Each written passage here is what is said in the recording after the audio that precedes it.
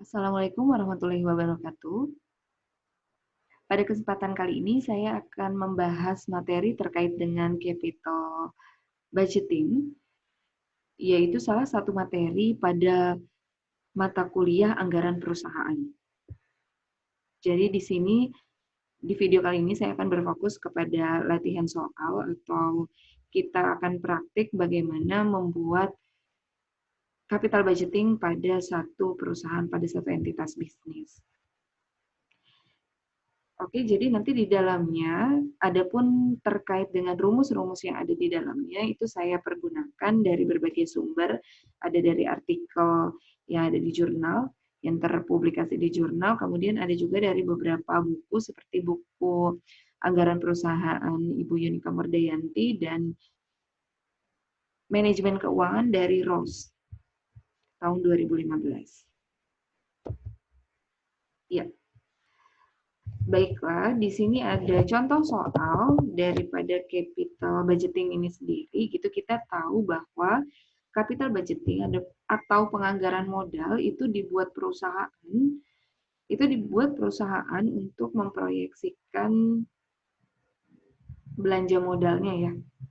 Gitu. Jadi untuk di sini kalau perusahaan mau melakukan belanja modal atau bahasa mudahnya adalah berinvestasi pada aset tidak lancar, itu pada aset tetap, contohnya, ini kita menggunakan budget yang dinamakan capital budgeting. Di capital budgeting ini, kita akan memproyeksikan berapa kas yang akan keluar, cash flow-nya dulu di sini, kas keluar untuk investasi ya, atau biasa disebut dengan initial investment atau initial outlays, itu ada apa? Diksi-diksi katanya gitu, terminologinya. Nah, kemudian dengan adanya pengeluaran, dengan adanya investasi, seharusnya kan investasi itu akan berkontribusi pada cash inflow. Karena kenapa? Karena ya aset-aset perusahaan atau investasi-investasi perusahaan tentunya itu diharapkan untuk menghasilkan cash inflow atau masa manfaat gitu ya, atau manfaat-manfaat harus kas di masa akan datang. Seperti ini contohnya. Di sini ada cash inflow sepanjang masa aset tersebut. Ya. Jadi di sini untuk membuat capital budgeting sendiri sebenarnya kan banyak pendekatannya ya. Ada melalui net present value, kemudian ada payback period, ada internal rate of return, ada accounting atau average rate of return, ada PI, profitability index. Jadi di sini saya akan langsung jelaskan bagaimana perhitungan dari berbagai metode tersebut untuk merancang capital budgeting suatu perusahaan. Oke, baik, di sini kita asumsikan bahwa ada satu korporasi yaitu Malvin Ocha. Jadi dia itu di sini di tahun 0, di titik 0 itu dia berinvestasi dengan mengeluarkan $10.000. Nah, kemudian investasi atas aset tetapnya tersebut itu diperkirakan memiliki masa manfaat dan juga bisa mengenerate cash inflow itu selama 5 tahun. Gitu, cash inflow yang pertama adalah 2.000, tahun kedua juga 2.000, tahun ketiga dan keempat adalah 4.000, dan tahun kelima adalah 5.000. Mungkin pertanyaannya, bagaimana nantinya pada praktiknya, atau nanti gimana nih kalau kita bekerja di perusahaan untuk menentukan berapa 10.000 gitu ya, berapa kas yang keluar, berapa kas yang masuk, itu tentu saja asumsi profesional judgment dari perusahaan, dari informasi-informasi yang ada. Misalkan kita mau berinvestasi, sekarang kita mau menganggarkan investasi saat ini. Tentu saja kita melihat investasinya jenisnya apa dulu, kemudian kita lihat harga pasarnya, dan kita perhitungkan kira-kira ada kenaikan harga atau tidak untuk nanti diterapkan di tahun depan misalkan. Karena kita membuat anggarannya tahun sekarang, tetapi kan untuk tahun depan. Gitu. Jadi asumsi-asumsi dari situ. Kemudian ketika misalkan kita sudah berinvestasi, nanti kita juga proyeksikan kas masuk untuk tahun pertama kira-kira kita harapkan berapa. Kemudian untuk tahun berikutnya juga sampai dengan masa pakai atau masa manfaat aset yang kita investasikan itu selesai.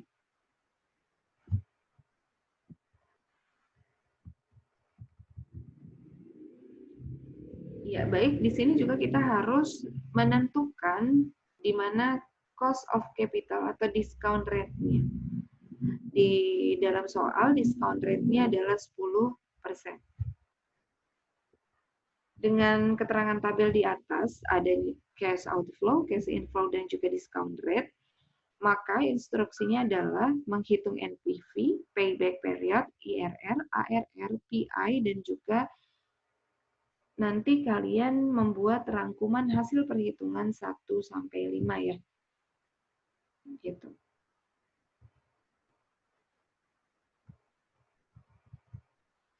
Untuk yang pertama, menghitung NPV, jadi net present value. Jadi net present value itu adalah rumusnya kita ambil dari net present value. Itu saja sudah jelas ya, net present value. Berarti di sini kita harus mempresent value-kan. Kita harus mempresent value-kan cash inflow.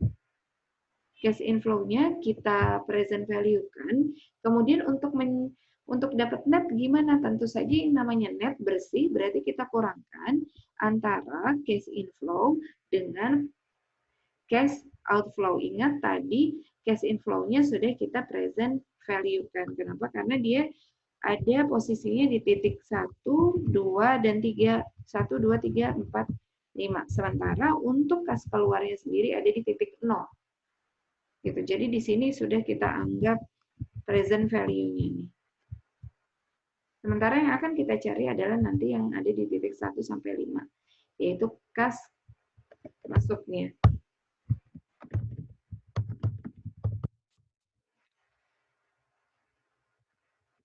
Oke, baik. Sekarang untuk mempresent value-kan daripada cash inflow, kita lihat dulu di sini kita melihat terdapat perbedaan kas masuk dari tahun yang ada ya. Artinya 2000, cash inflow 2000 itu tidak terjadi dari tahun pertama sampai tahun kelima terus 2000 tidak. Jadi di sini ada variasi tahun pertama, kedua, 3, 4, dan 5 sehingga nanti untuk perhitungan daripada present value-nya sendiri itu kalian akan kalian tinggal kalikan saja antara di sini rumusnya antara cash inflow yang sudah kalian budgetkan dikalikan dengan faktor present value. Ya. Karena kita mau mencari present value, maka kita akan mengalihkan si budgeted cash inflow-nya dengan faktor present value. Di mana sebenarnya faktor present value ini bisa kalian lihat dari tabel yang ada. Tabel yang ada di buku Intermediate Accounting juga ada, di buku KISO ada, atau di buku Manajemen Keuangan seharusnya ada, atau di Google pun ada. Tetapi jika memang kalian sulit gitu mencarinya, di sini ada rumusnya. Rumus untuk mencari faktor present value single sum yaitu 1 dibagi 1 plus R pangkat T. R di sini adalah rate, yaitu 10%, discount rate atau cost of capital. Jadi di sini saya masukkan saja ke rumus Excel-nya 1 dibagi dengan 1 ditambah rate-nya 0,1 pangkat, ini pangkat ya dalam Excel. pangkat 1. Kemudian kita enter. Jadi nanti sebenarnya dari rumus yang sudah kita buat di sini, bisa kita copy saja ke bawah, tapi ingat pangkatnya berubah. Jadi pangkat 2, jadi pangkat 3, jadi pangkat 4, jadi pangkat 5. Karena kita lihat T di sini adalah periodenya. Tahun pertama kah, tahun kedua kah, tahun ketiga, atau seterusnya. Sehingga nanti pangkatnya juga akan berbeda mengikuti T-nya. Ketika sudah, maka langsung saja faktor present value yang sudah kita cari dikalikan dengan budgeted cash inflow. Sudah dapat, kemudian kita copy saja rumusnya. Kita sudah bisa mendapatkan angka present value budgeted cash inflow dari masing-masing tahun 1, 2, 3, dan seterusnya. Sementara di sini dibutuhkan adalah totalnya, kita totalkan saja, kita sum dari tahun pertama sampai tahun kelima. Sementara initial investment atau outlays-nya itu ingat kita merujuk kepada kas keluar. Jadi kas yang kita keluarkan untuk mendapatkan aset tersebut. Gitu, 10.000. Tentu saja net present value. Berarti kita selisihkan antara cash inflow dengan initial investment. Oke. Karena di sini sudah negatif, maka rumusnya adalah 12.000 ditambah negatif 10.000. Jadi NPV-nya adalah $2.312,99. Baiklah, ini kita sudah membuat budget dengan pendekatan NPV. Kita lihat kriterianya, ada kriterianya nih. Kalau misalkan NPV kita bersifat positif, artinya pada saat kita membuat budget itu seharusnya nantinya bisa kita realisasikan. Budgetnya bisa kita realisasikan. Kenapa? Karena investasinya diterima kalau NPV-nya positif. Sementara jika NPV-nya bersifat negatif, jadi investasinya ditolak. Jadi kita harus cari lagi alternatif investasi lainnya. Bisa kita lihat dari cash inflow, cash outflow, kita buat asumsi-asumsinya dan juga discount rate-nya. Oke, baik, kita akan membuat lagi capital budgeting dengan pendekatan payback period.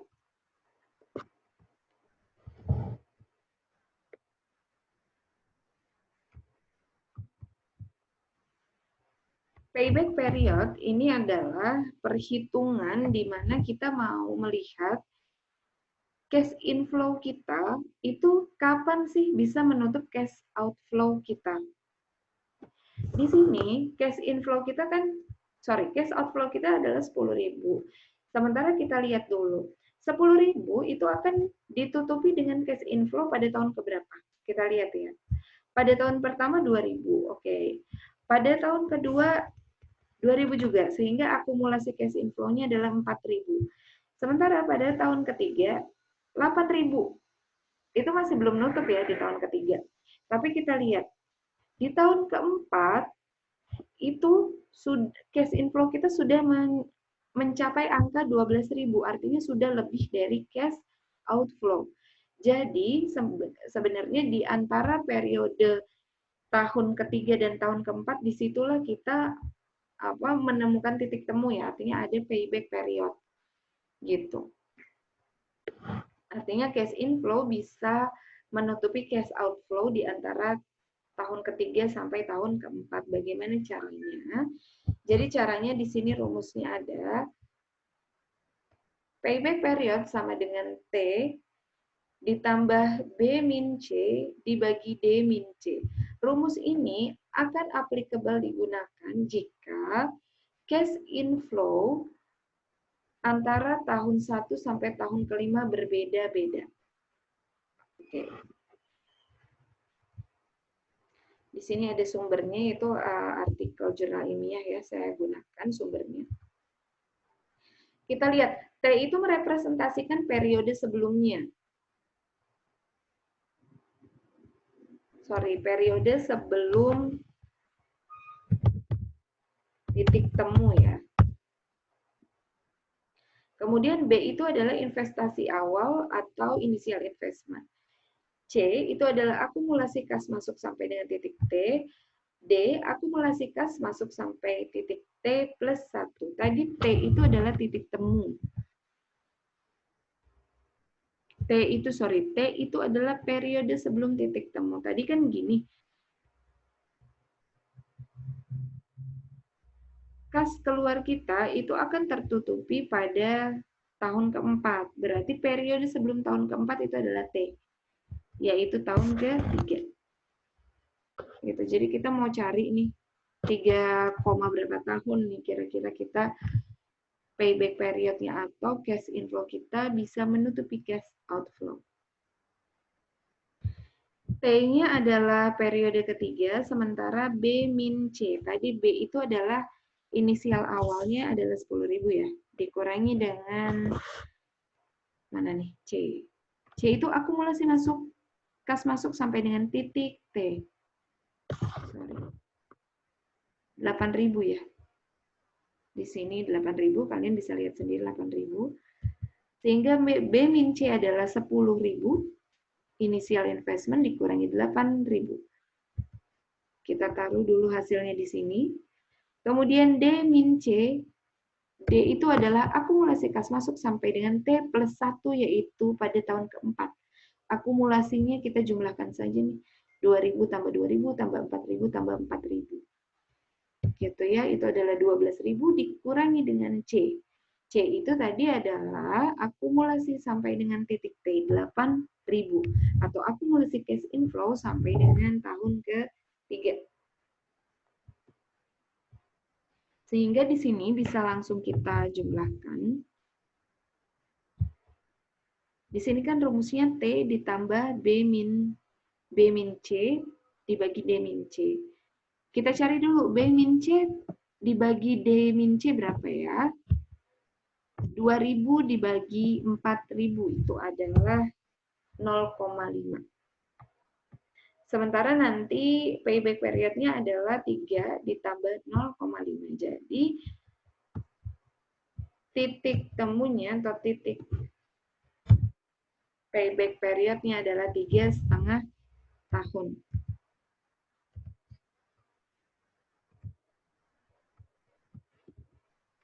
Di sini satuannya tahun ya.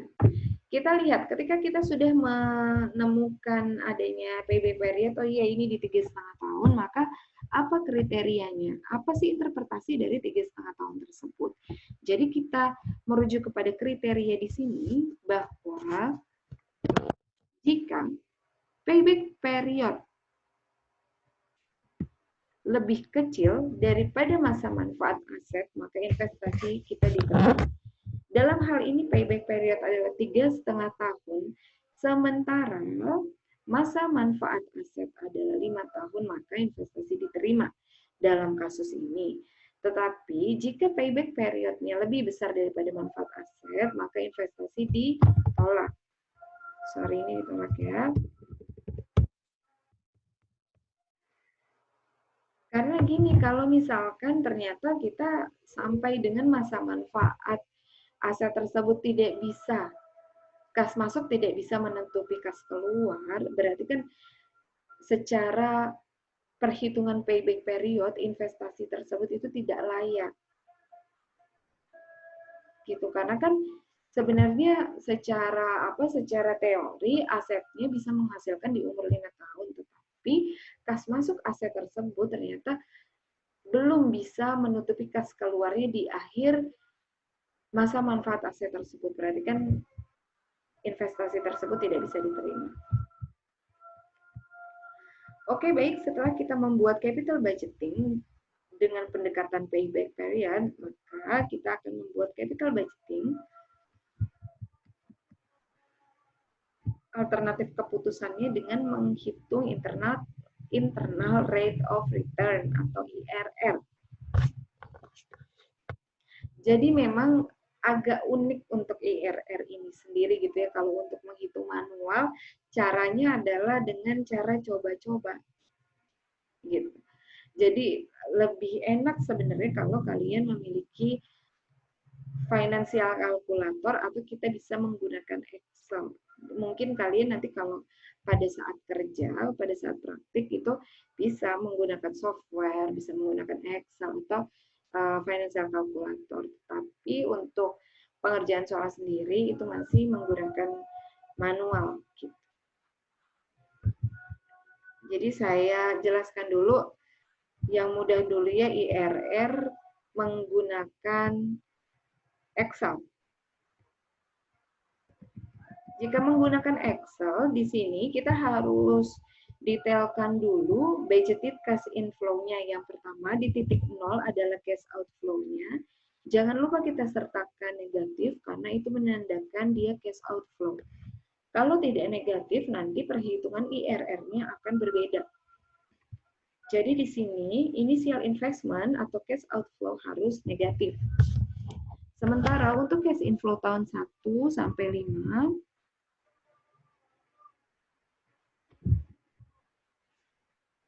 tahun 1 sampai 5 kalian bisa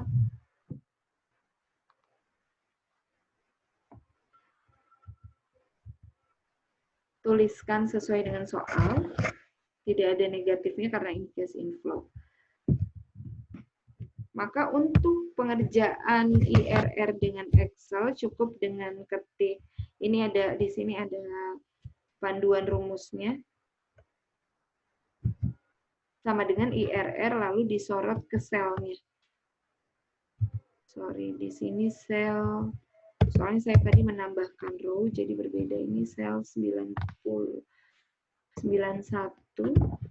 sampai sel 96. Sama dengan IRR, kita buka kurung, kita masukkan sel 91 sampai 96.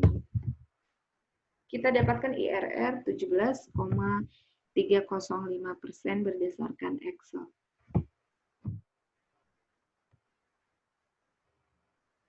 Sementara karena dia itu kita lihat ya, tadi 17,305 itu ada komanya, tidak pas, nggak bulat, sehingga nanti kita bisa lakukan interpolasi.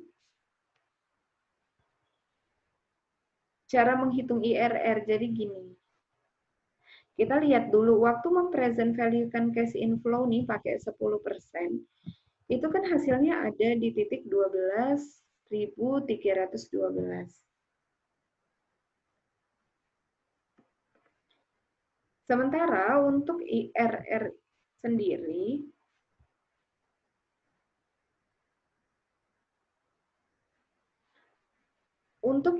itu sendiri kita mencari rate di mana nantinya initial outlay dan present value cash inflow-nya ketika kita tandingkan, ketika kita selisihkan hasilnya 0. Hasilnya 0, sehingga present value cash inflow-nya harus mendekati 10.000 ya, atau harus sama, tepat 10.000. Kita lihat, kalau pakai persenan tadi 10%, itu kan hasilnya 12.000 ya. 12.000 itu kan agak jauh nih dari 10.000. Gimana caranya kita mau ngedeketin ke 10.000? Kalau mau mendekatkan present value-nya menjadi nilainya turun jadi 10.000, itu justru rate-nya harus kita tinggikan. Kalau mau kita coba-coba, karena memang kalau secara manual ini coba-coba.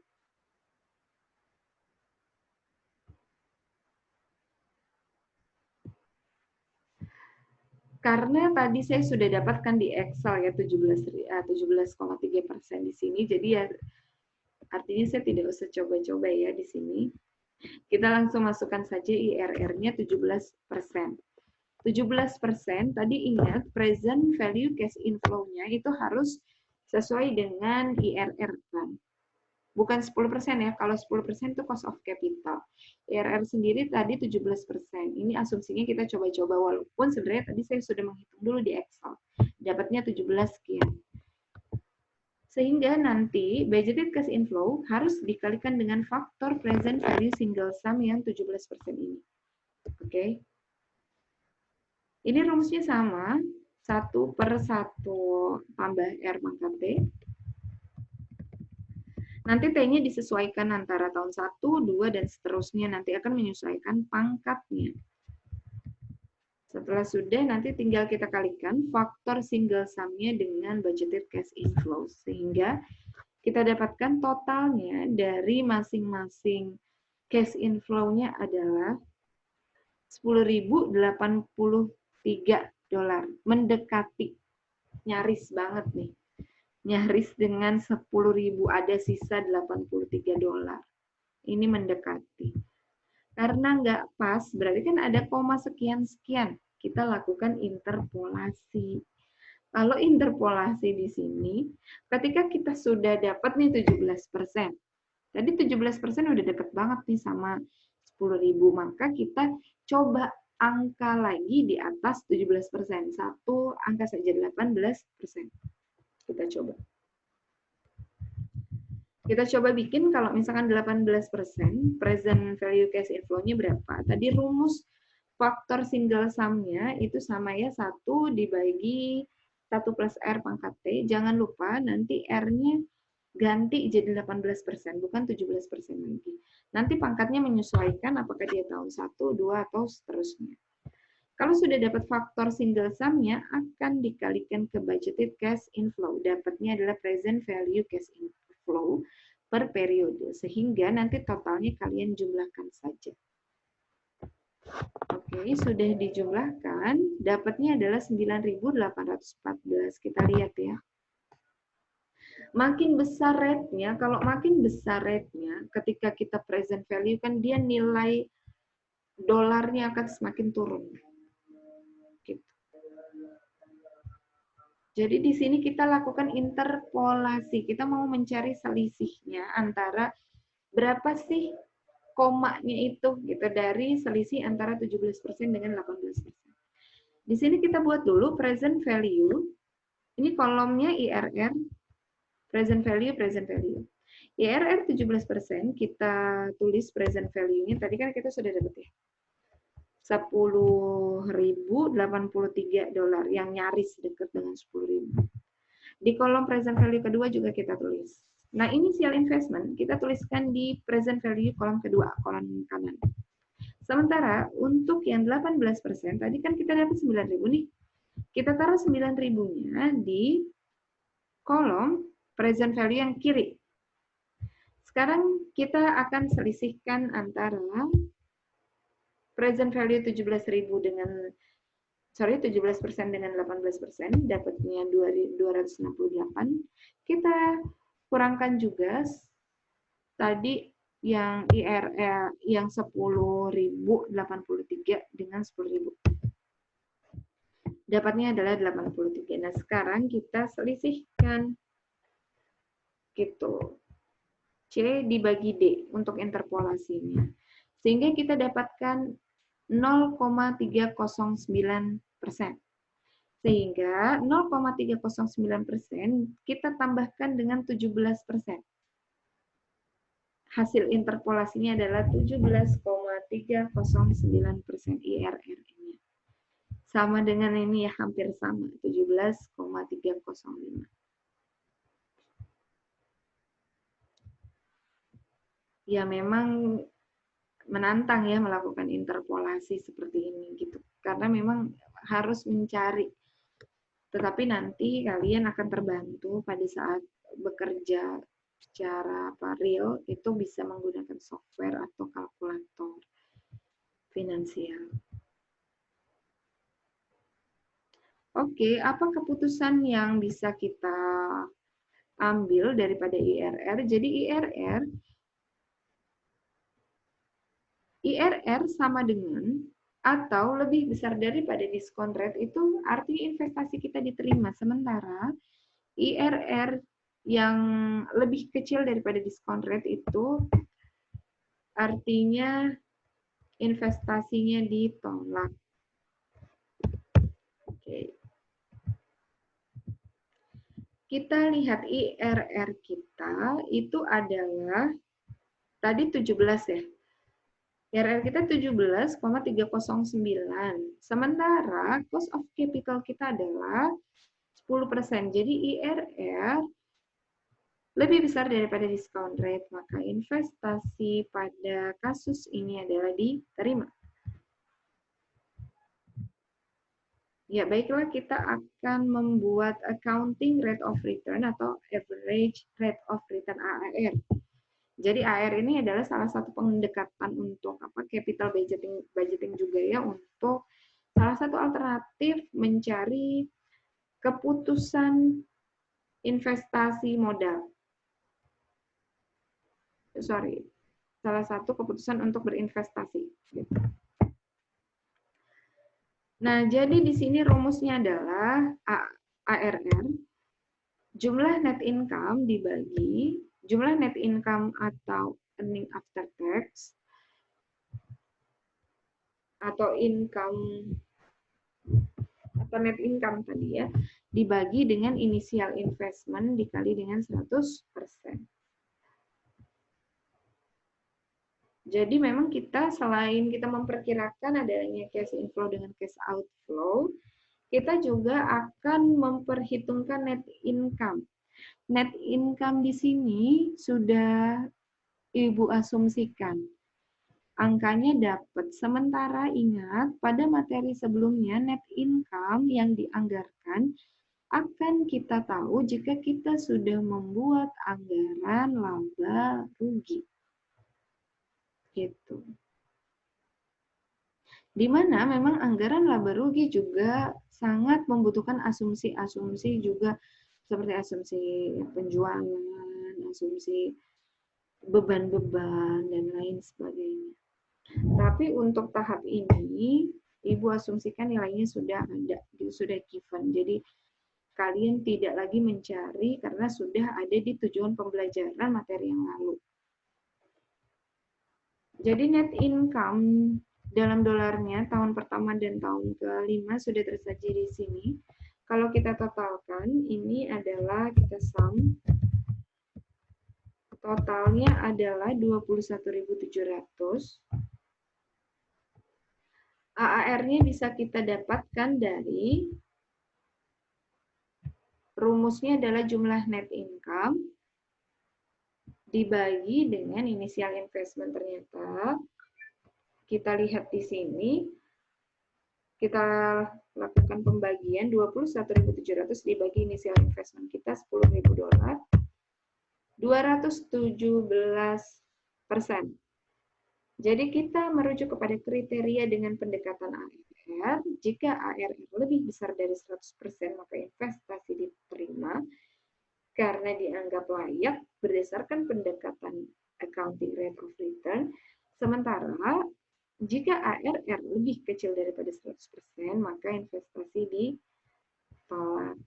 Karena kita lihat lebih besar ya net income-nya daripada initial investment.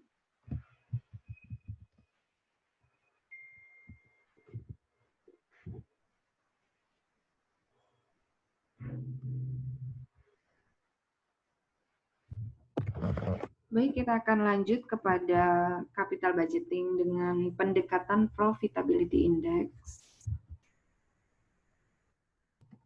Jadi rumus daripada profitability index sendiri, sumbernya saya ambil dari Ross,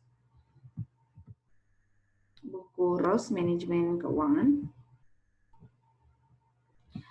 di mana untuk mencari profitability index, ini rumusnya adalah present value dari cash flow subsequent to initial investment dibagi initial investment dikali 100%. Jadi maksudnya present value subsequent itu adalah present value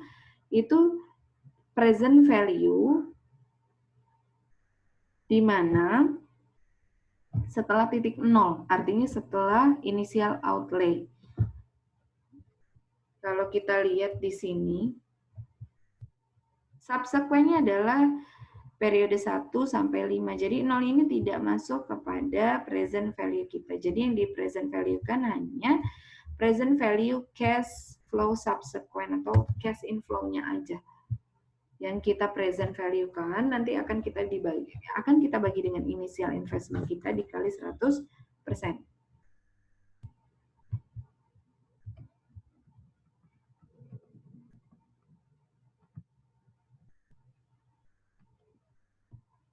Oke, baik, di sini kita lagi-lagi akan membuat present value dari cash flow. Ingat, kalau membuat present value itu selalu faktor present value-nya akan dikalikan dengan budgeted cash inflow-nya. Jadi cash inflow-nya berapa nih?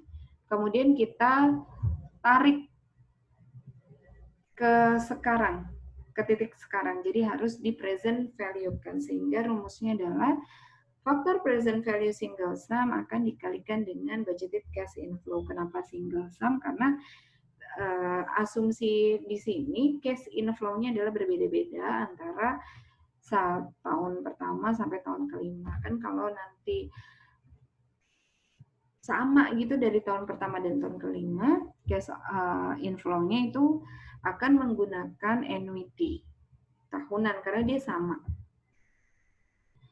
Gitu. Jadi di sini belum pakai rumus, coba kita masukkan rumusnya dulu, bisa kita copy dari sini.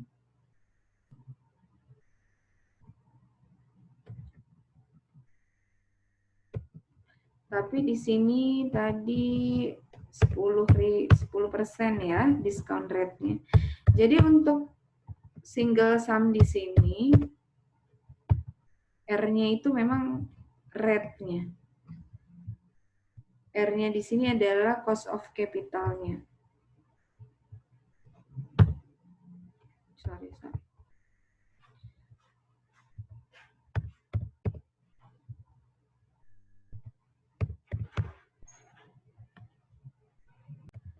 Jadi setelah kita cari faktor present value single sum yang tahun pertama sampai tahun kelima, kemudian nanti akan kita kalikan dengan budgeted cash inflow-nya. Sehingga present value-nya tinggal kita kalikan saja present value single sum-nya dikalikan dengan budgeted cash inflow. Kemudian setelah selesai, maka akan kita jumlah. Sepertinya di sini belum rampung. Di sini harus 10% ya. Present value cash inflow-nya kan tadi 12.312, sementara initial investment-nya adalah 10.000. Jadi untuk profitability index-nya itu bisa kita bagi dari present value cash inflow dibagi dengan initial investment atau initial outlays. Jadi rumusnya adalah 12.000 sekian dibagi dengan 10.000. Kita dapatkan indeks profitabilitasnya adalah 1,23 sekian. Baiklah, kita merujuk kepada kriteria. Profitability index lebih besar dari 1, maka investasi diterima, sementara sebaliknya lebih kecil dari 1, maka investasi ditolak. Kita lihat profitability index yang sudah kita dapatkan untuk menghitung capital budgeting ini adalah 1,2312. Sehingga investasinya diterima karena lebih besar daripada 1. Kita lihat artinya cash inflow-nya bisa, present value cash inflow-nya bisa menutup initial investment. Ya, baiklah, sekian penjelasan perhitungan alternatif untuk menghitung capital budgeting dari NPV, payback period, IRR, ARR, profitability index. Nah, kesimpulannya adalah, jadi untuk menghitung yang namanya capital budgeting, jadi perusahaan harus menentukan terlebih dahulu dia mau investasinya di mana, kemudian harga dari aset yang diinvestasikannya itu berapa, dan juga jangan lupa dia harus membuat schedule kas masuk, cash inflow dari aset tersebut. Karena dengan adanya penggunaan aset, investasi pada aset, harusnya kan investasi tersebut akan memberikan atau berkontribusi pada kas perusahaan sepanjang masa manfaatnya. Gitu. Jadi karena untuk aset tidak lancar sendiri lebih dari 1 tahun, maka sebenarnya capital budgeting ini tergolong pada anggaran jangka panjang. Karena yang kita beli adalah budget yang kita anggarkan adalah budget-budget yang besar, budget-budget yang jangka panjang. Karena kita lihat dari aset tersebut memang lebih dari 1 tahun. Gitu. Sementara untuk asumsi-asumsinya harus ditentukan juga discount rate atau cost of capital yang ditetapkan oleh perusahaan berapa. Kemudian nantinya jika kita akan menghitung profitability index,